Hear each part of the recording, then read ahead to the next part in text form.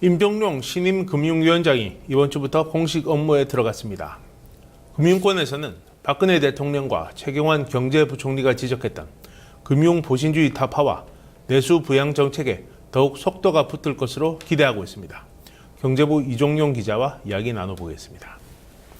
이 기자, 우리나라 경제 정책을 이끌고 있는 수장들이 모두 이제 특정 대학 같은 학교 출신이라면서요. 같은 학교의 선후배 사이라면 궁합이 더 좋을까요? 네, 말씀하셨다시피 우리나라 경제, 금융정책 수장들이 모두 특정 대학교, 연세대학교 출신입니다. 네.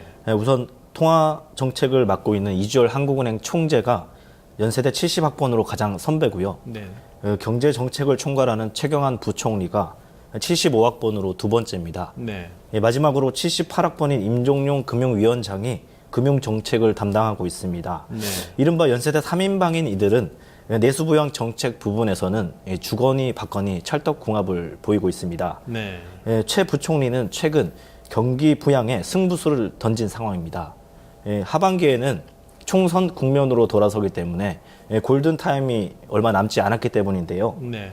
결국 최 부총리가 유일하게 주도권을 쥘 수 있는 부분이 금융개혁 부분이고, 그래서 금융개혁과 경제정책 부분에서 호흡이 맞는 인사들을 앉혔다는 분석입니다. 네.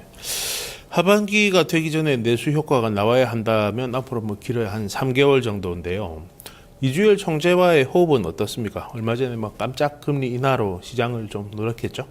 네, 최 부총리와 이주열 한국은행 총재는 최근 척하면 척하는 사이로 통합니다. 네. 최근 최 부총리가 금리 인하 시그널을 제시하자 한국은행은 사상 최저금리인 기준금리 1.75%로 낮췄습니다. 네. 최 부총리가 얘기했기 때문에 한국은행이 낮췄다는 얘기는 너무 결과론적이라는 해석도 있지만, 하지만 이 총재는 그 취임 당시부터 이 금리 정책을 움직일 때는 시장에 시그널을 주겠다고 줄곧 강조했습니다. 네. 하지만 이번 깜짝 인하 때는 전혀 그런 시그널이 없었는데요. 그렇죠. 하지만 시장의 예상을 뒤엎고 금리를 내린 것은 결국 이주열 총재가 정부의 경기 부양 정책에 부응할 수밖에 없었던 것으로 보입니다. 네. 또 이제 이번 주에는 금융위원장이 이제 새로 취임했는데 임종용 위원장입니다. 금융권 장관이라도 또 불린다고 하는데 가계부채나 금융 정책에 대해서 생각이 좀 차이점이 있나요?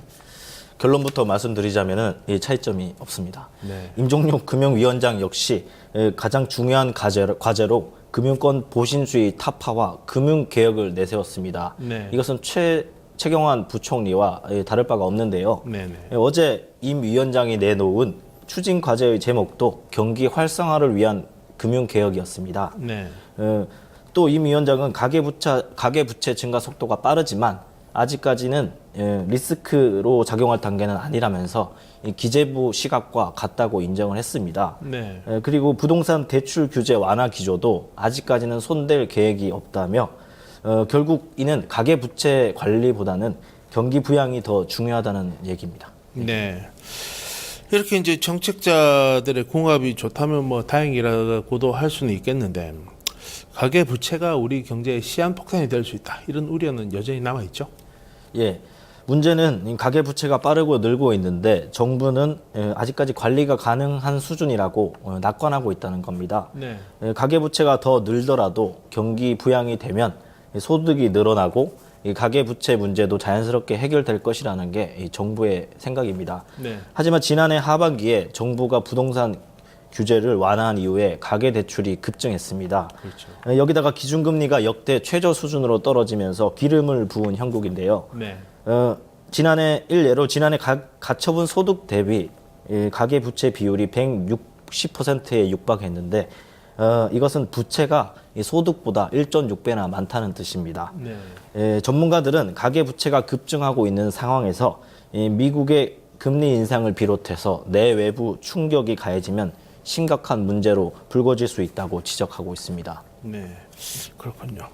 알겠습니다. 이종용 기자 수고했습니다. 고용시장의 불안이 갈수록 커지고 있습니다. 공식 실업률과 실업자 수 모두 5년 만에 최고 수준이라고 합니다.